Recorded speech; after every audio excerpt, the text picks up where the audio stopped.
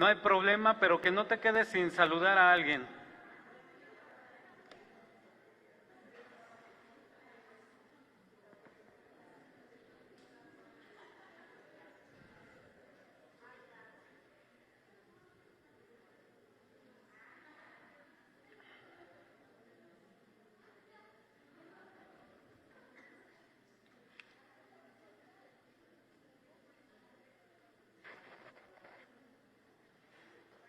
¿Vale? Sí.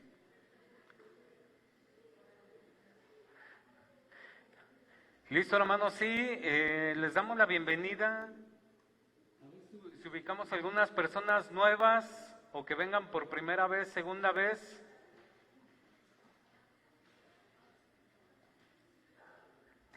¿Dónde? Ah, Dios les bendiga, sean bienvenidos. ¿Sus nombres? Silvestre ahí. Es que no te alcanza a ver. Eso de llegar a los 30 años, hermano, ya como que a veces hace falta lentes. Bueno, pueden tomar su lugar y quiero platicarles algo, hermano, que nos trae mucho gozo y que yo sé que debe de traerte gozo también a ti porque eres parte de la iglesia y todavía no es parte de la predicación, pero la verdad es que quiero compartirles algo para que ustedes también se emocionen y que también tengan el ánimo de querer participar en lo que como iglesia estamos haciendo en actividad evangelística, en actividades para compartir de la palabra del Señor a todos aquellos que no lo conocen.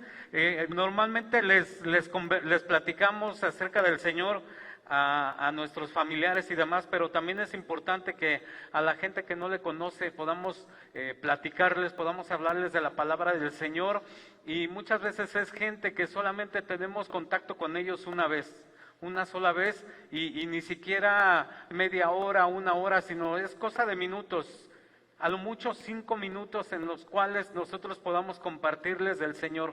Y les comento que estoy muy emocionado y me gustaría que tú también lo hagas y que en la siguiente ocasión puedas participar con nosotros.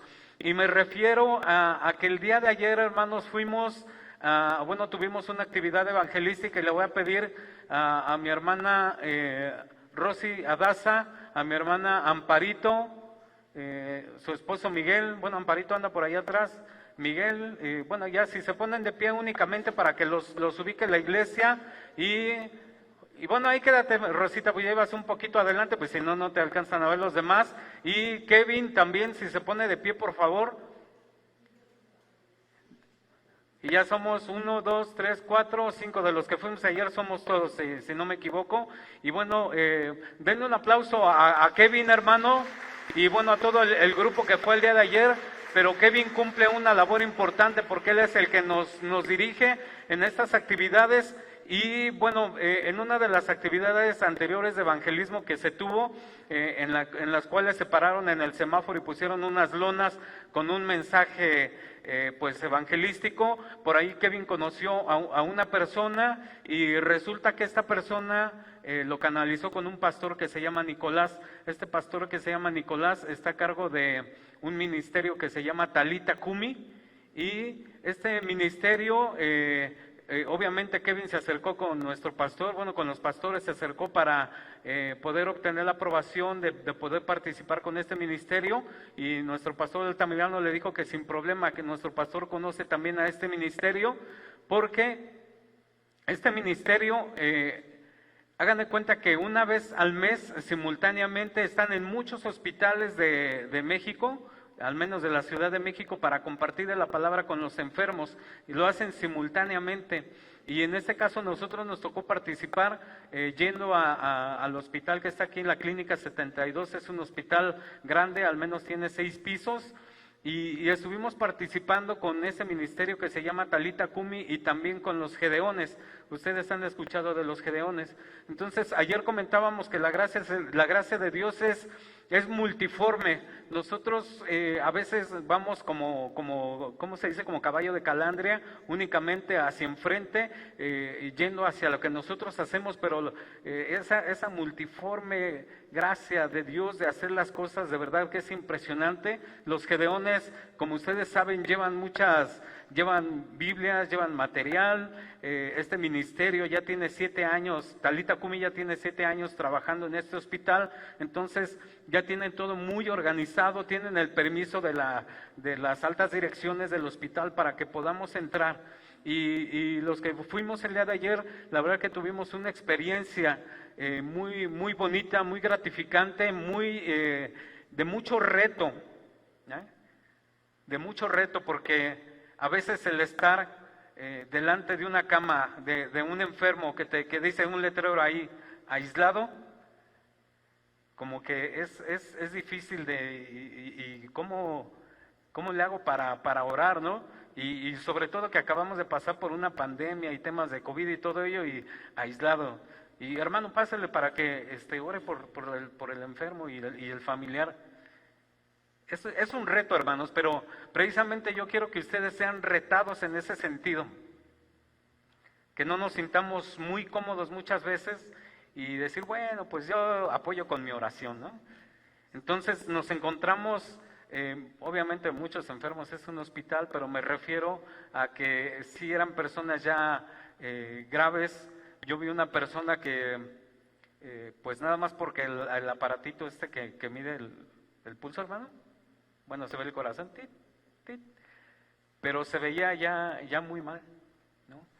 Y bueno, nos encontramos de todo por ahí, una persona que era como una trabajadora social de ahí del hospital, de repente dijo, no, sálganse de aquí.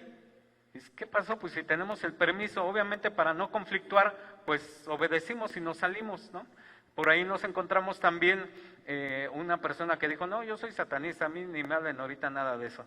A mí una persona me dijo, no, quítame tu librito, llévate tu libro, ¿no? Y dices, bueno, o sea, nos encontramos todo ese tipo de cosas, pero vamos con el poder del Espíritu Santo y con esa estrategia tampoco de no conflictuar, porque había gente de, no, sí, yo le rezo a mis San Juditas y a la Virgen, ¿no? Ah, qué bueno, busque a Dios, ¿no? O sea, hay que buscar la estrategia también, pero quiero invitarlos, quiero retarlos a que la siguiente ocasión nos puedan acompañar, algunos se acerquen con Kevin para ponernos de acuerdo, y aprovecho para darles el anuncio antes de que se me vaya a pasar al final.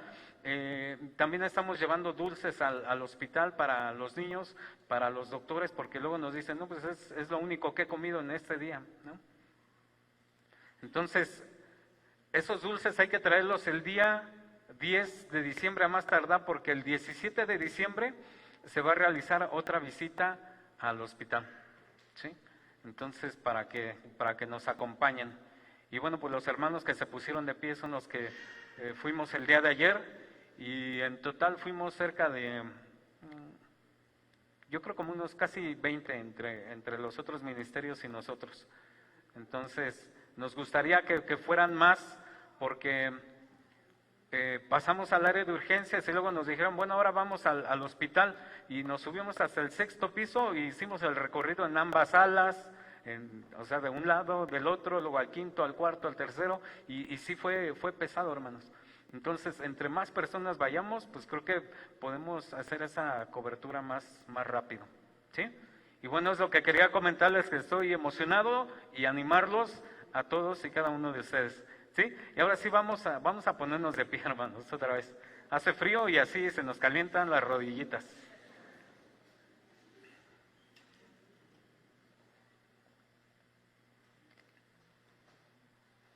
Y antes que otra cosa vamos a orar, y ahora sí voy a ver el reloj para no pasarme de tiempo, vamos a pedirle la dirección a Dios, ¿sí? Señor y Dios, damos gracias en esta hora por tu presencia, tu bendita y maravillosa presencia en medio de nosotros. Señor, es palpable la presencia de tu Espíritu Santo en medio de este lugar, en medio de nosotros, Señor. porque tú estás en nuestro corazón, tú estás en nuestra vida, Señor, pero estás presente, Señor, de una manera general en esta iglesia, Señor, en este servicio que hacemos, Señor, de adoración, para darte gloria, darte alabanza, Padre, pero también para aprender de tu palabra, Dios. Por eso yo te pido que tú abras nuestro corazón, nuestro entendimiento, para que tu palabra sea atesorada y sea vivificada en nosotros, Señor, que podamos utilizarla, como dice tu palabra, como esa espada de dos filos, Señor. Te lo pedimos en el nombre de Jesús. En el nombre de Jesús. Obra en cada uno de mis hermanos, Señor, en este momento que vamos a pasar a tu palabra. Gracias, gracias damos en el nombre de Jesús. Amén. Amén. Ahora sí pueden sentarse, hermanos, y no crean que es pecado utilizar los lugares que utilizan nuestros pastores. Si quieren pasarse más al frente, lo pueden hacer, ¿eh? Digo, tampoco está, que digan, está la gran unción, tampoco, pero así pueden estar más cerquita, ¿sí? Entonces, si gustan, se pueden pasar, y precisamente nuestros pastores están el día de hoy, bueno, durante estos días han estado en el Congreso de Trasciende, que es de la organización a la que pertenecemos. Están participando con nuestro pastor Raúl de la O, están allá en Veracruz. Por eso es que ven algunas ausencias, pero lo importante es que la presencia de Dios está aquí con nosotros y su palabra la vamos a aplicar, la vamos a entender, ¿sí? Y les invito a que abran su Biblia en la carta de los Efesios y busquen el capítulo 2, y ahí es donde vamos a estar basando esta enseñanza para cada uno de nosotros, y creemos que Dios va a hablar de una manera especial. Creo que todos ya tenemos algún tiempo en el Evangelio, pero necesitamos retomar ciertas enseñanzas. ¿Ya tienen su Biblia ahí en Efesios capítulo 2?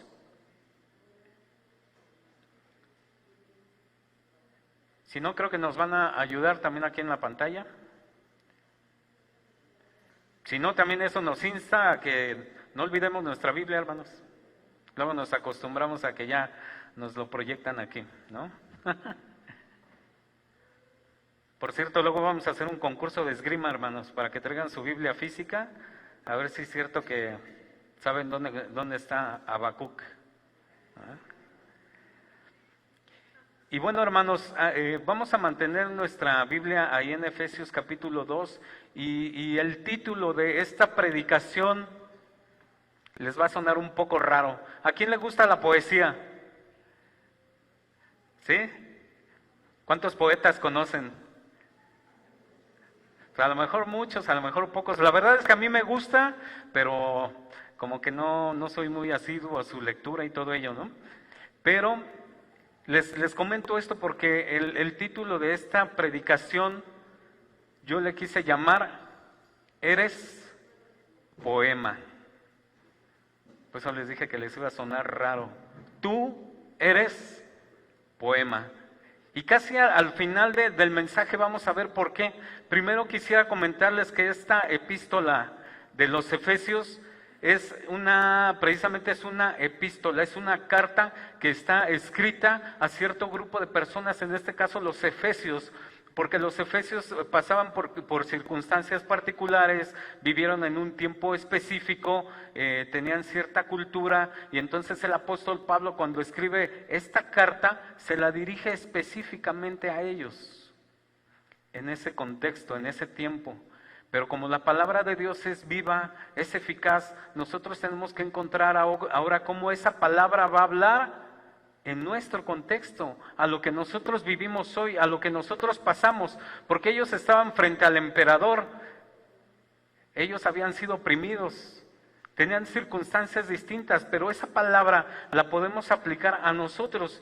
A esta epístola se le conoce también como la reina de las epístolas, por todo el contenido teológico, histórico, todo el mensaje que da el apóstol Pablo en esta carta es muy interesante, y por eso nos gustaría poder entender ciertos elementos que fueron dados en ese tiempo.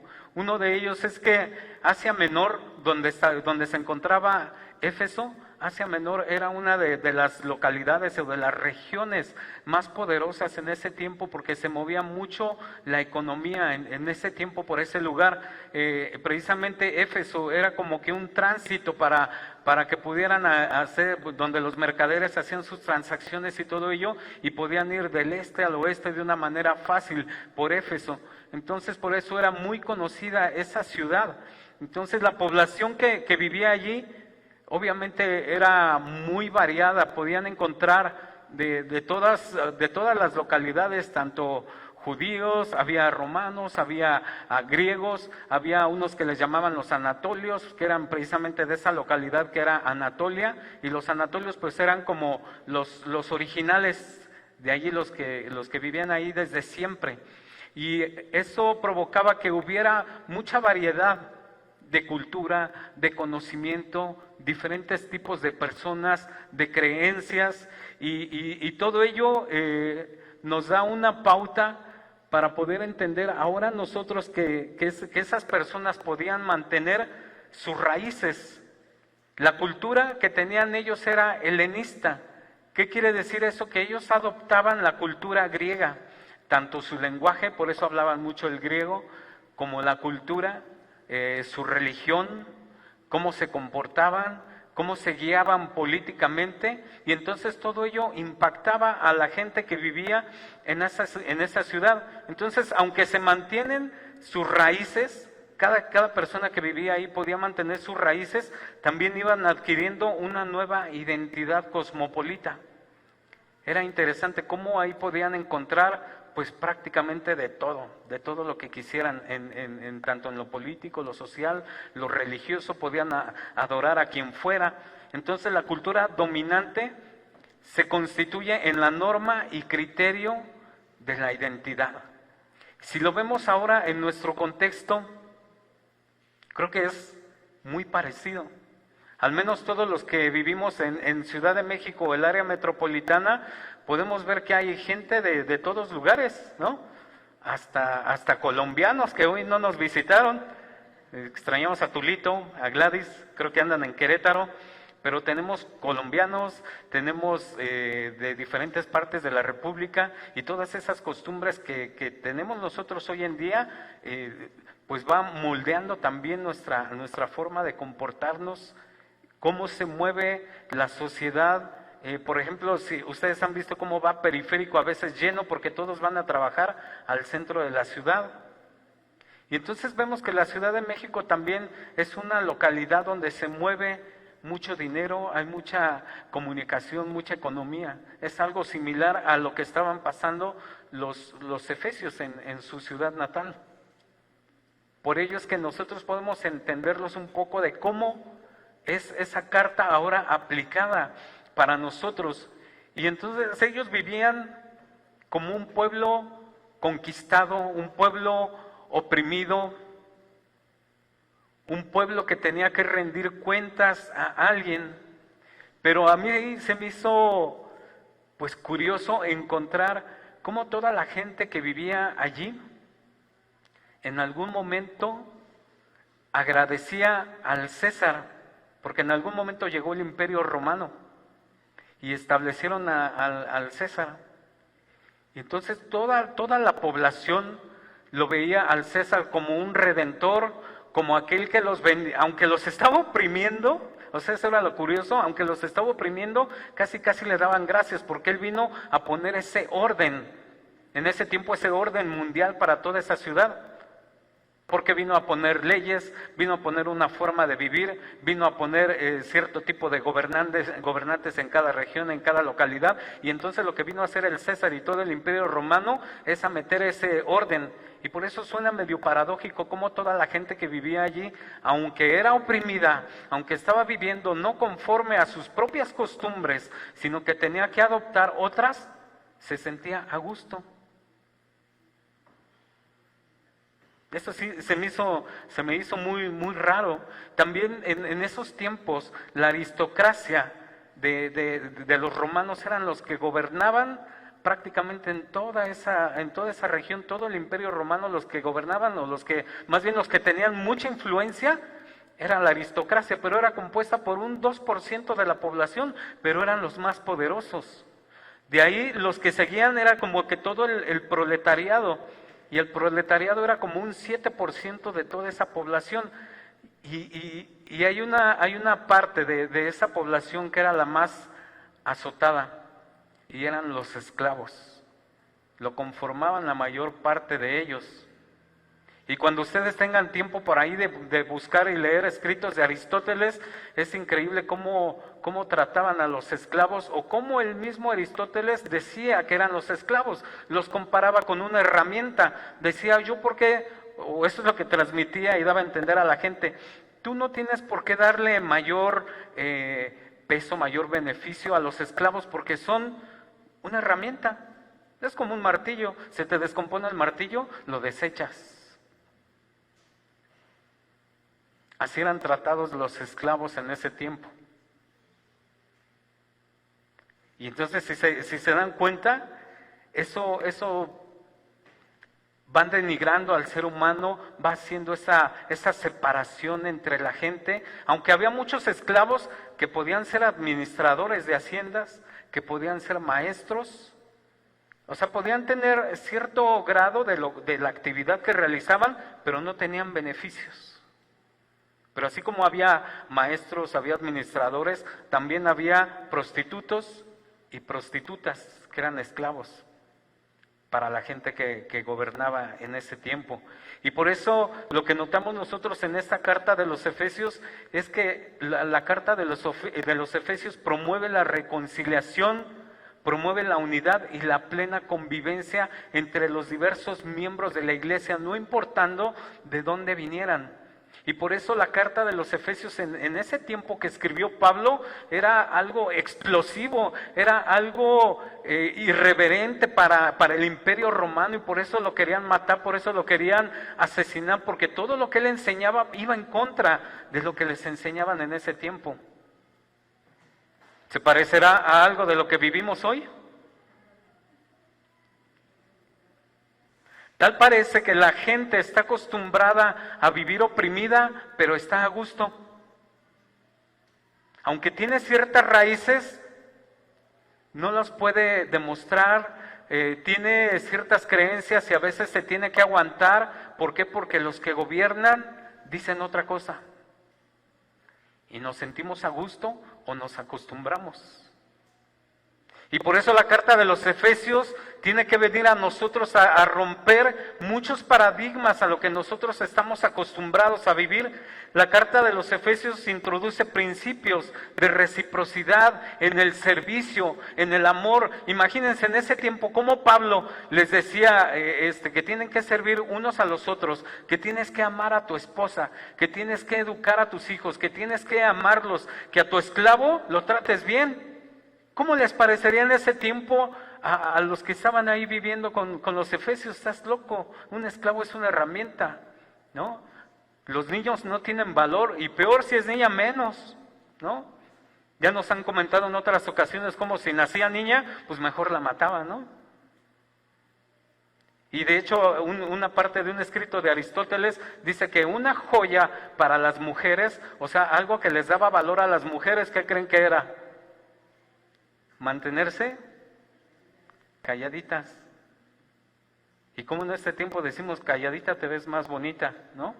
Y nos dejamos influenciar en nuestro tiempo por esa cultura. Calladita te ves más bonita. O luego me pongo a reflexionar con mi esposa en películas que veíamos y son chistosas, pero cuando uno analiza lo que se está diciendo, como decía Tintán en unas películas, tú eres tontita, mi amor. O Pedro Infante, ¿no? O la mamá de Pedro Infante en las películas, pues, de que amarren a sus gallinas porque ya llegó mi gallo, ¿no? Todo ese tipo de cosas que dejamos que sean influencia para nosotros, tenemos que tener cuidado y romper con esos paradigmas, y precisamente para eso está la carta de los Efesios que vamos a poder entender. Y en lo religioso era tremendo, hermanos. Diana de los Efesios, la han escuchado mucho, ¿no? Pues además de Diana de los Efesios había otras 50 deidades. a las cuales podían recurrir en adoración. 50. Más aparte el César también era Dios para ellos. De hecho, su moneda, la moneda que utilizaban, de un lado tenía la cara de Diana y del otro lado de la moneda tenía la cara del César, para demostrar ese poder. Y si nosotros pasamos ahí al libro de los Efesios, hermanos, vamos a regresarnos un poquitito nada más al capítulo 1 y vamos a buscar hasta abajo.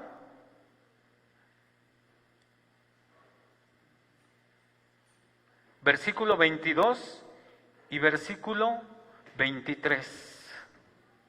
Dice la palabra: y sometió todas las cosas bajo sus pies y lo dio por cabeza sobre todas las cosas a la iglesia, la cual es su cuerpo, la plenitud de aquel que todo lo llena en todo. En esta carta de los Efesios, Pablo viene a colocar en su lugar a la iglesia. ¿Por qué Dios creó a la iglesia? ¿Por qué la formó? ¿Por qué la colocó en cierto lugar? ¿Y cuál es el propósito de la iglesia en este tiempo? Y es lo que nosotros vamos a entender en esta parte de la predicación. ¿Cuál es el propósito de la iglesia? Porque dice, en lo que acabamos de leer, dice que sometió todas las cosas bajo sus pies y al final dice, lo dio por cabeza sobre todas las cosas a la iglesia, la cual es su cuerpo. La iglesia es el cuerpo de Cristo, por tanto la iglesia es fundamental, es esencial para Dios, si no, no lo hubiera formado. La formó con un propósito. Y ahora sí vamos a pasar al capítulo 2. Y antes de comenzar a leer ahí los primeros versículos, yo quisiera hacerte una proposición acerca de este mensaje, que nosotros como iglesia, en medio de esta sociedad y de este mundo, seamos una comunidad alternativa bajo el señorío de Cristo. Que no nos dejemos impactar, que no nos dejemos influenciar por todo lo que está a nuestro alrededor y nos demos cuenta que somos distintos porque Cristo nos hizo distintos. Dice que Él nos puso como su cuerpo, dice que Él nos tomó y nos está poniendo por sobre todas las cosas, así como Él ascendió a los cielos. Somos especiales. Y por eso la iglesia está llamada a ser esa comunidad alternativa bajo el señorío de Cristo. Y también, hermanos, yo quiero proponerles que nosotros comprendamos y aceptemos el compromiso de que somos una nueva creación en Dios para cumplir su propósito en esta tierra, su propósito en el tiempo en el que nos tocó vivir. Y por ello es que nosotros, tú y yo, somos ese poema de Dios que muestra su belleza, que muestra el orden, que muestra la armonía de Dios. ¿Y qué creen que es esa última frase? La belleza, el orden y la armonía de Dios se resume en una sola palabra, que es el shalom de Dios. No es simplemente un saludo. El shalom de Dios es poner todo en el orden en el que Él lo había puesto desde un inicio, poner todo en armonía. Ese es el shalom de Dios y nosotros como iglesia somos llamados a eso, a establecer el shalom de Dios en esta tierra, a establecer esa armonía, ¿sí? Y vamos a ver qué nos dice Efesios 2 y vamos a leerlo por bloques. Vamos a ubicar primero los primeros 3 versículos y esta palabra que vamos a leer, que es del 1 al 10, está separada de una manera natural muy interesante, del 1 al 3, del 4 al 7 y del 8 al 10, y así lo vamos a leer en esos bloques. Entonces vamos a los primeros 3, y si me ayudan por favor, vamos a leer esos 3, ahora sí que a las 3, 1, 2, 3. Y Él os dio vida a vosotros cuando estabais muertos en vuestros delitos y pecados, en los cuales anduvisteis en otro tiempo siguiendo la corriente de este mundo, conforme al príncipe de la potestad del aire, el espíritu que ahora opera en los hijos de desobediencia, entre los cuales también todos nosotros vivimos en otro tiempo, en los deseos de nuestra carne, haciendo la voluntad de la carne y de los pensamientos, y éramos por naturaleza hijos de ira, lo mismo que los demás. Ahí básicamente podemos encontrar en esos 3 versículos la condición del ser humano conforme a su antigua naturaleza, y esa condición es una condición de muerte, y nos muestra estos versículos cómo existen 3 poderes que están provocando esa influencia en el ser humano, y ustedes lo pueden identificar muy claramente ahí en su Biblia, y a los que les guste subrayarlo, háganlo o apúntenlo. A mí la verdad no me gusta marcar la Biblia. Si ven mi Biblia está como si no la leyera, porque no me gusta hacerle marcas, pero a los que les guste, háganlo. Pero ahí podemos encontrar básicamente esos poderes claramente, y uno dice que es el mundo, el otro es el príncipe de la potestad del aire, o sea, el diablo, Satanás, y el tercer poder que vemos actuando en el hombre es la carne. Esos 3 poderes que se mueven en nuestro ambiente son los que están llevando al hoyo, al ser humano. El mundo, el diablo y nuestra carne. Pero ¿qué creen? ¿Cómo dice ahí la palabra que acabamos de leer? Si se dan cuenta, todo lo dice en pasado. Lo primero que encontramos en el versículo 1 dice que Él nos dio vida. Él nos dio vida. ¿Por qué? Porque entonces nos dice, cuando estabas muertos en tus delitos, en tus pecados, en tus maldades, dicen los cuales anduviste, es que como dice ahí anduvisteis, me confundí, dicen los cuales anduvisteis en otro tiempo. Si se dan cuenta, todo está en pasado, porque esta carta está siendo expresada hacia la iglesia. Pero obviamente estamos hablando que estos 3 poderes provocan una influencia en el ser humano. Y nosotros que hemos creído, que hemos aceptado al Señor Jesús en nuestro corazón, fuimos transformados. Dice la palabra que ahora nosotros somos hechos hijos de Dios. Estábamos separados de Dios, pero por la obra de Cristo en la cruz, ahora nosotros somos hechos hijos. Pero entramos en un proceso de santificación. Y ese proceso de santificación en el que vamos avanzando día con día en el camino cristiano, en el andar con Dios, hay esas influencias, porque vivimos en esta tierra, como lo vimos hace un momento. Hay un gobierno, hay creencias que nos quieren gobernar, hay situaciones que nos llevan tal vez en el trabajo a querer hacer tranzas, estamos en un mundo de corrupción, tenemos todavía esa influencia, pero por eso Cristo nos dice, yo les di vida, y en ese tiempo, en el tiempo pasado, ustedes andaban haciendo otras cosas, influenciados por el mundo, influenciados por el diablo, influenciados por la carne.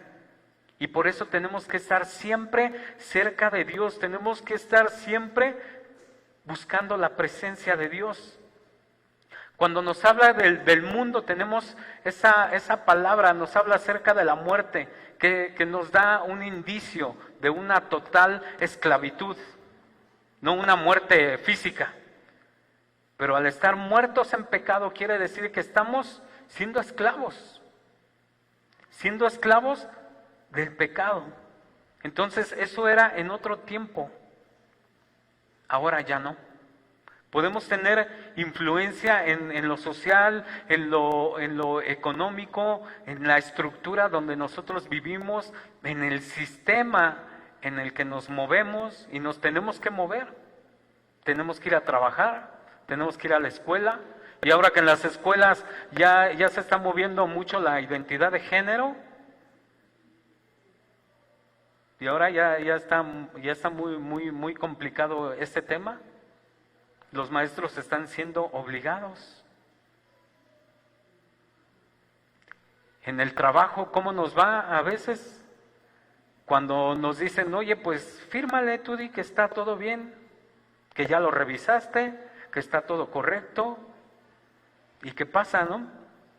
Por ejemplo, donde yo trabajo es muy común, como manejamos proveedores, es muy fácil que te diga el proveedor, bueno, pues por abajo y me asignas a mí el trabajo. ¿O por qué no en la cotización le pones que es 1,000,000, pero son 900 y pues nos ponemos a mano? Estamos siendo influenciados día tras día. Por eso debemos de tener cuidado en este aspecto. Y entonces, ¿cuáles son esos 3 poderes que provocan influencia en nosotros? A ver si se lo aprendieron: el mundo, el diablo y la carne. Y aquí en la parte de la carne hay que ser cuidadosos, porque en el tiempo de los griegos era muy común que dijeran, bueno, es que la carne es mala, pero el espíritu es bueno.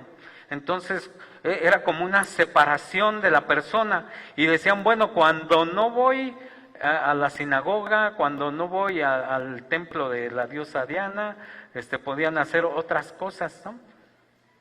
O sea, hacían esa separación de, ahorita soy carne y me porto mal, pero después, pues es que ahorita sí estoy en lo espiritual y aquí soy bueno. Y por eso Pablo, cuando habla de la carne, encontramos en otras versiones de la Biblia que dice la naturaleza pecaminosa, la naturaleza humana, porque Dios nos ve como seres integrales. No podemos decir, es que ahorita soy carne, luego pues busco a Dios en lo espiritual, ¿no? O sea, tanto la carne, lo que somos como cuerpo, el alma, el espíritu, es uno solo, y somos integrales delante de Dios, y no podemos decir, pues me porto bien, pero pues más o menos, ¿no? No se puede. Por eso Pablo expresa de esa manera en ese versículo la carne, pero tiene ese significado, esa implicación, es la naturaleza. No se dejen llevar por las enseñanzas de los griegos que decían, estamos separados. No se puede. Entonces, eso es lo que encontramos en el versículo 1 al 3, esa influencia. Dios nos dio vida, pero tenemos esa influencia. Andaban en otro tiempo como una costumbre, como un hábito de vida. No quiere decir que ahora ya no pequemos, pero tiene esa diferencia de ya estoy acostumbrado a hacerlo, es un hábito para mí realizar cosas que no le agradan a Dios. A eso se refiere. Yo les di vida, pero en otro tiempo andaban, pero ahora ustedes ya son diferentes. Como iglesia ya somos distintos. Y pasamos a la siguiente parte, vamos a los versículos 4 al 7. Ya lo tienen ahí en su Biblia, 4 al 7. Y aquí lo que vamos a ver es la condición del ser humano, pero en su nueva naturaleza, que es vida. Esa nueva naturaleza del ser humano es vida, y esa vida es dada por Dios, no por lo que yo pueda hacer, sino es lo que Dios está haciendo en nosotros. ¿Y cómo empieza el versículo 4? Pero esa palabra es importantísima en esa parte de la Biblia, porque ahí, ahora sí, como dicen, ahí encontramos el pero de Dios.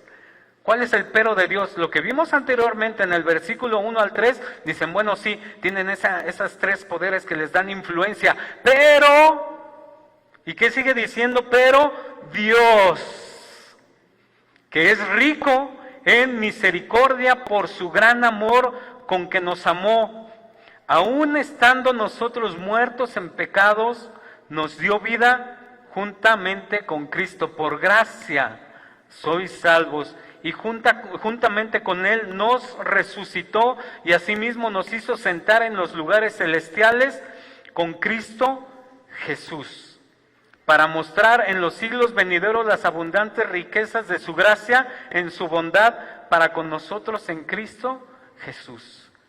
Esta nueva parte, este nuevo grupo de versículos que estamos leyendo del 4 al 7, entonces es la nueva naturaleza del ser humano, que es vida, pero esa vida dada por Dios. Y por eso dice, pero,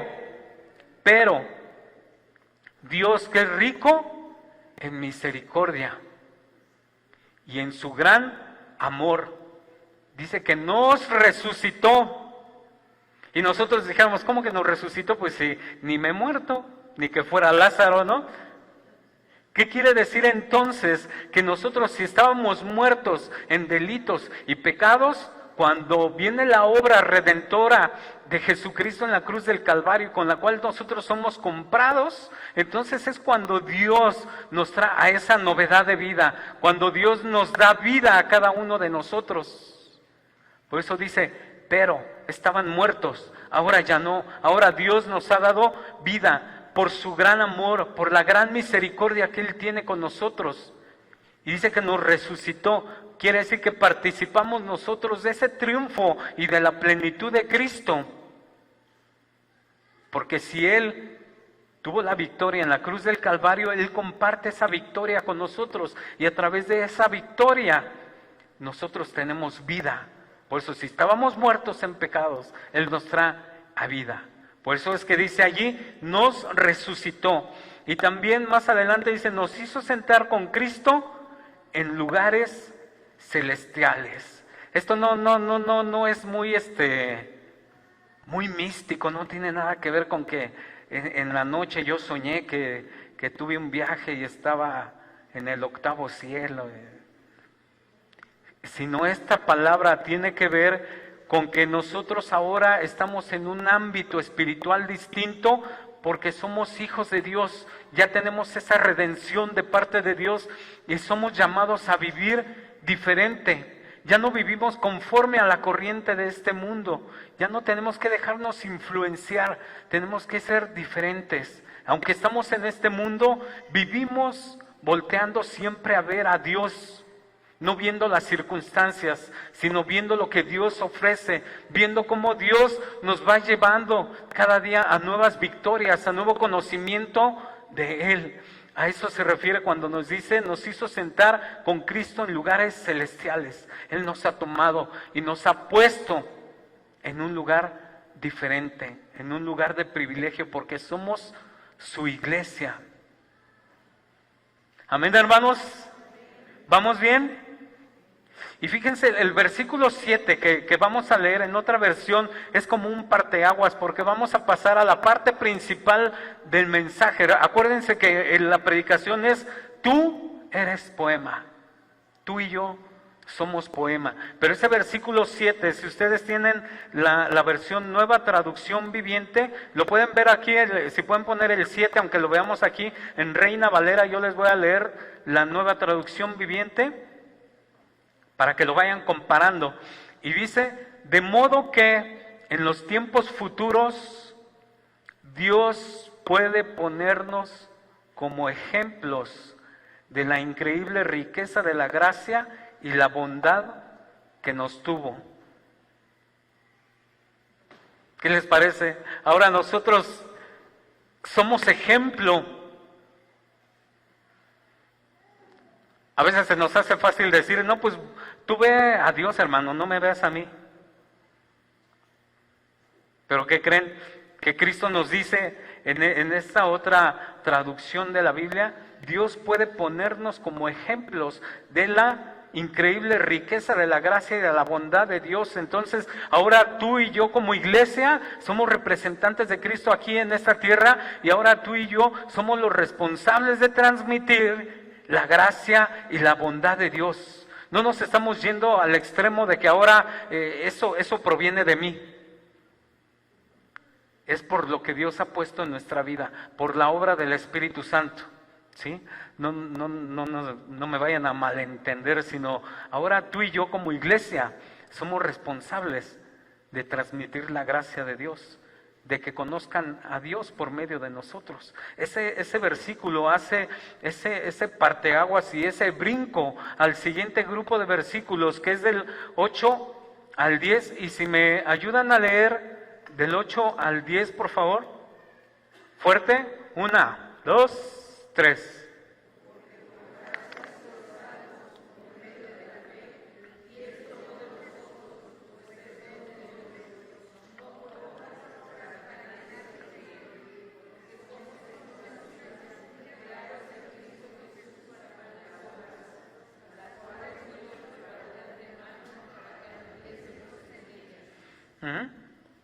Fíjense cómo en esos versículos al principio encontramos al menos 3 elementos para respaldar esa nueva creación de parte de Dios en nuestra vida. Y esos 3 elementos dice que somos salvos por la gracia. No es, y lo dice explícitamente la palabra, no es por lo que yo haga, no es por mis méritos, no es porque yo a veces tergiversamos un poco el entendimiento de nuestro crecimiento espiritual y pensamos que muchas cosas vienen porque yo oro 10 horas al día, porque yo hoy leí el libro de Ezequiel.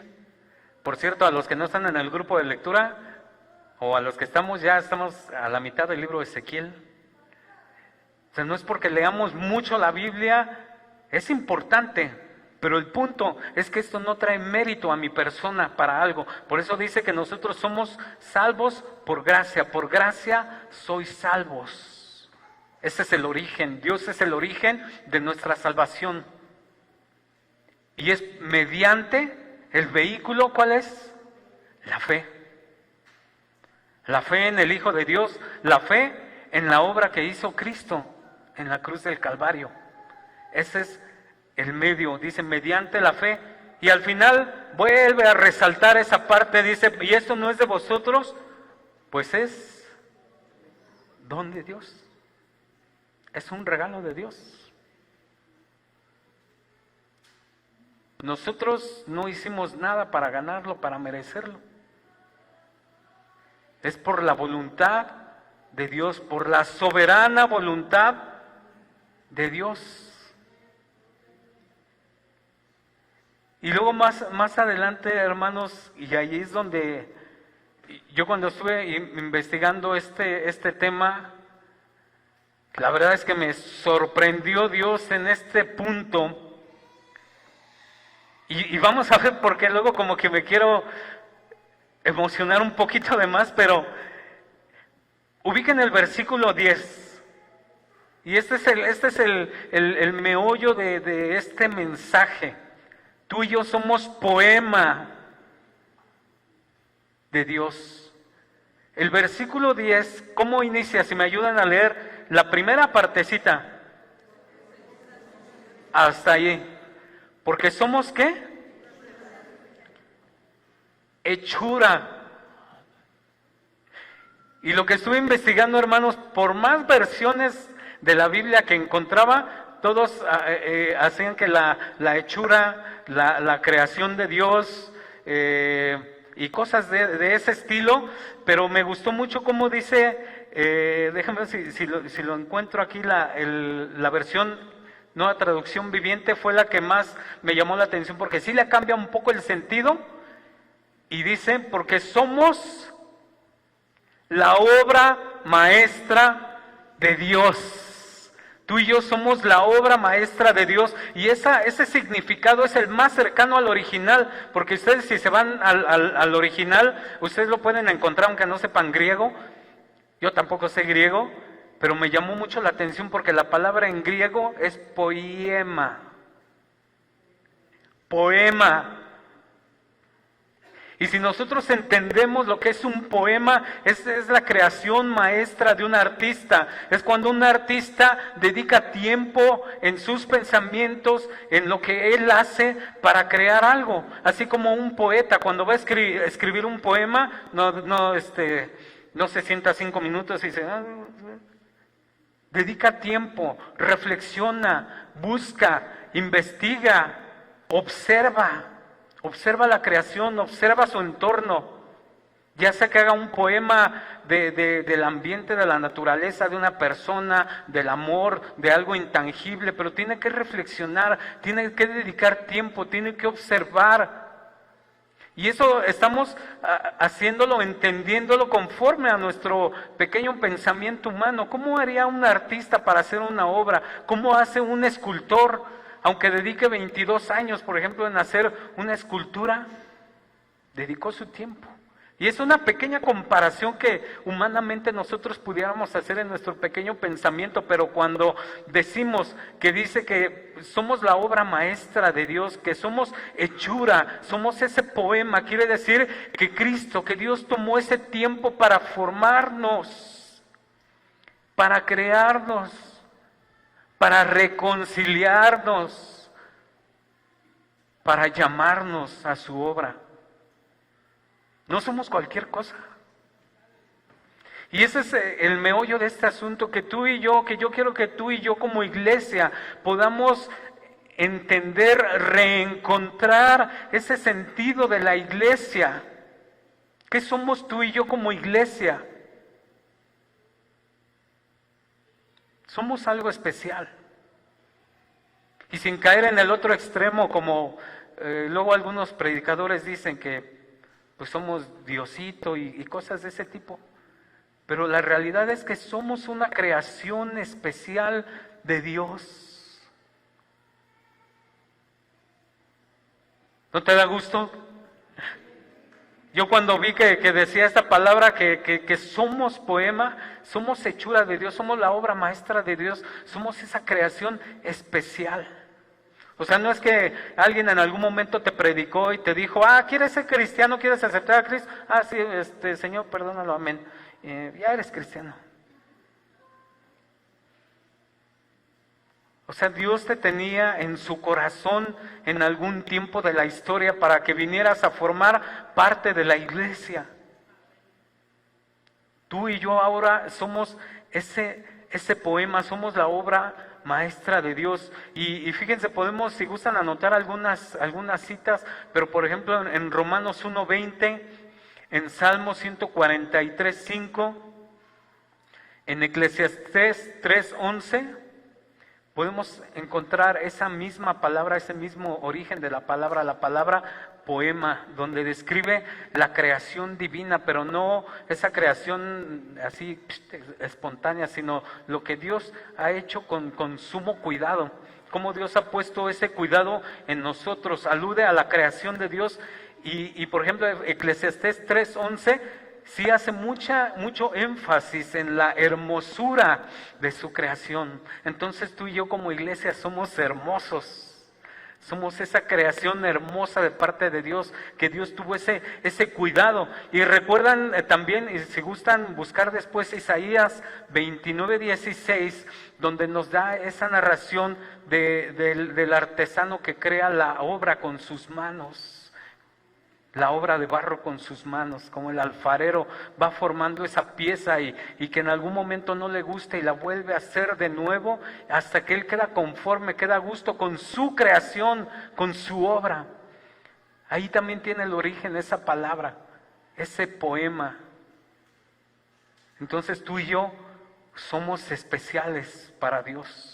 Siempre ten eso en cuenta para en cualquier situación en la que te encuentres, cuando andes por ahí en la depresión, porque es válido ponerse a veces medio deprimido, ponerse triste, llorar, pasar por circunstancias difíciles, cuando alguien te dice que no vales, cuando alguien te dice que pues no tiene sentido lo que estás haciendo, que es lo mismo ser cristiano que ser X, o sea, todo eso cobra sentido para ti y para mí cuando vemos que tú y yo somos ese poema de Dios, cuando somos esa creación especial hecha por un artista con gracia, con tiempo, con dedicación, con esfuerzo. Y les digo, lo vemos a nuestros conceptos como humanos, porque tal vez a Dios podemos decirle, ¿lo hizo con esfuerzo? Pues sí es Dios, ¿no? Pero en ese entendido nuestro, limitado, pero nos lleva a poder comprender un poco cómo es que Dios está o cómo hizo esa creación, cómo nos formó a nosotros como iglesia. Y fíjense que encontré un poema de un poeta que se llama César Abreu Bolmar, y dicen por ahí los estudiosos de toda esta parte, como les decía, que ninguna traducción viene como tal que somos poema.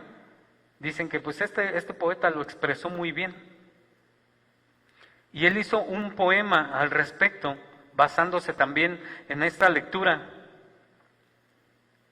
Se los voy a leer, no soy muy bueno declamando poesía y como en la primaria.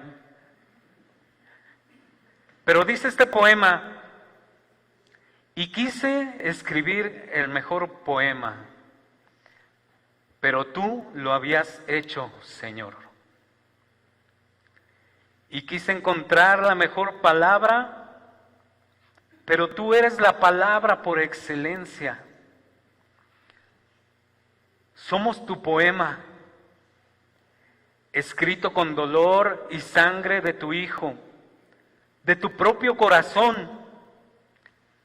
El mundo es tu parto de palabras. Somos las sílabas de tu gran canción.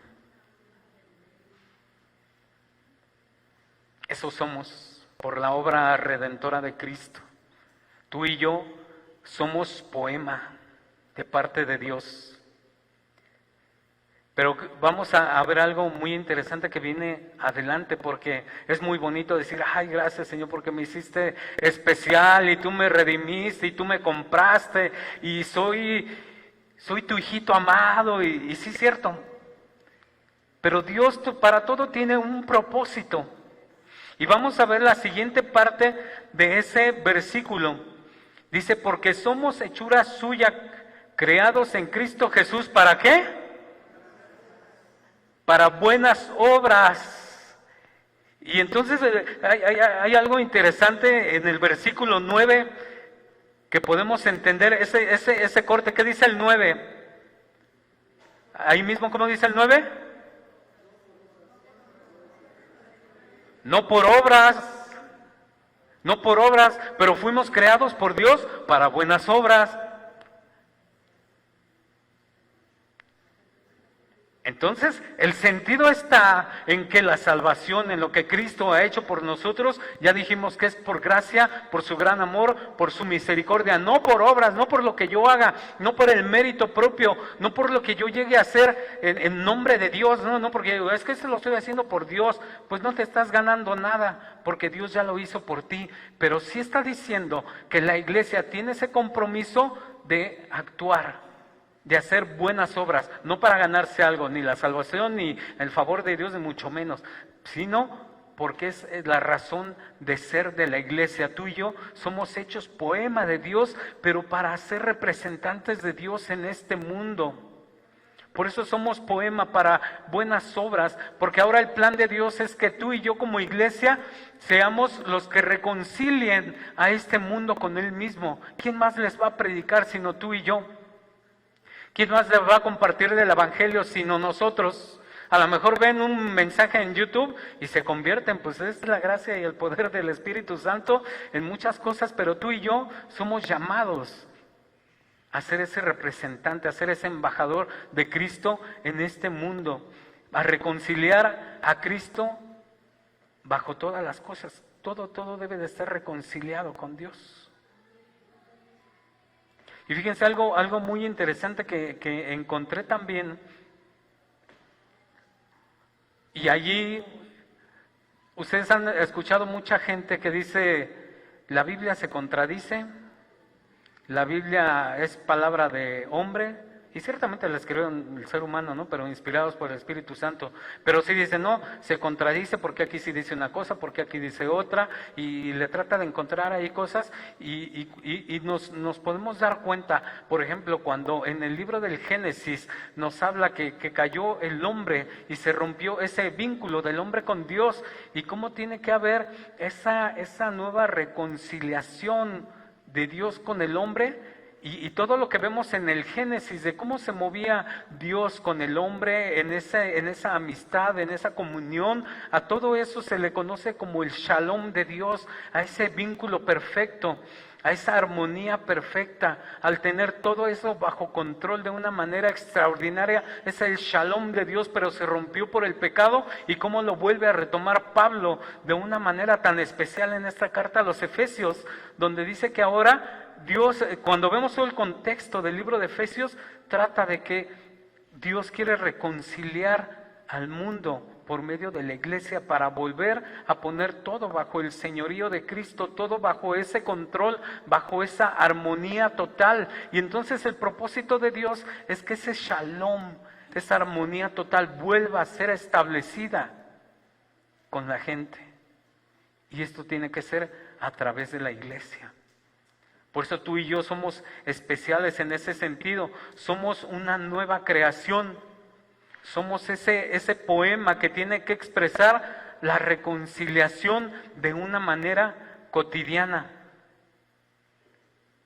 En las relaciones familiares, qué difícil. Creo que es más difícil que en el trabajo, ¿verdad? Es más difícil todavía que en la iglesia. Pero a eso somos llamados tú y yo como iglesia, como esa nueva creación de Dios, ese poema de Dios. Somos llamados a reconciliar al mundo con Dios. Y tiene que ser con todo lo que hacemos día a día, lo que hacemos con la familia. Cuando amanecemos de malas y no queremos ver ni al espejo, ¿no? Mucho menos a otra persona, y no, ya ni me digas nada porque amanecí con el pie izquierdo y me fue mal en el trabajo y todo lo que nos ocurre en la calle, ¿no? Ay, Señor, guárdame el día de hoy, voy a trabajar, voy a ir a compartir tu palabra con alguien, y nos subimos a la combi y nos asaltan. ¿Qué pasó, Señor? O sea, hay circunstancias de la vida que nos pueden enfrascar en otro tipo de pensamientos.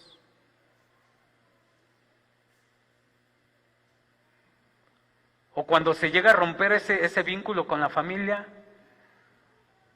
y dice, híjole, ¿y ahora cómo le hacemos? Y ya no le hablamos al tío, al sobrino. Y ahí es donde tenemos que demostrar que somos poema de Dios, porque somos llamados a reconciliar. Somos llamados a mostrar el amor, la gracia, la misericordia de Dios. Ese fue el propósito, dice, para buenas obras, y termina diciendo, las cuales preparé de antemano. O sea, no se me ocurrió ahorita, que dijo, hago la iglesia, ahora qué la pongo a hacer, está de ociosa la iglesia. No, dice que de antemano Dios ya tenía preparado las obras que tenía que hacer la iglesia. Para eso la hizo, para eso la formó. Por eso somos especiales. Por eso tú y yo debemos de ser distintos en el trabajo. No necesariamente vamos a traer al amigo del trabajo a la iglesia, sino que tú lleves la iglesia a tu trabajo. Que tú seas aquel que en medio de una conversación en la comida le puedas expresar el amor, la gracia, la empatía. ¿No les ha pasado que les platican, híjole, es que se me acaba de morir un familiar? No llores, le decimos. No llores, Dios tiene todo bajo control. Empatía. Llora con los que lloran.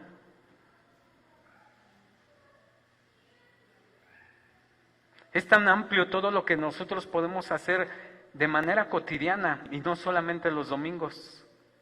Por eso somos iglesia aquí, pero sobre todo afuera. Tenemos que aprender a ser iglesia fuera del templo, para que no se escuche redundante. Hacer iglesia fuera del templo. Porque tú y yo somos ese poema. Tenemos que reconciliar a la gente con Dios. Tenemos que ser misericordiosos. Tenemos que mostrar la bondad de Dios.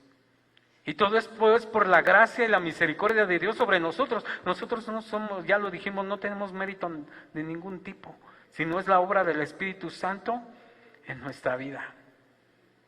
Entonces yo te invito, hermano, a que te pongas de pie y que este mensaje lo hayamos podido comprender, que realmente entendamos que somos poema, que somos especiales, pero con un propósito. Y tenemos que cumplir ese propósito, que no digamos, ya mejor que Cristo venga, ¿no? No, tenemos que, mientras estemos aquí, tenemos que cumplir, ¿sí? Si tú gustas pasar a orar a este lugar o ahí en tu lugar, está bien. Pero vamos a orar, vamos a pedirle a Dios que Él nos ayude a poder comprender esta palabra. Señor y Dios,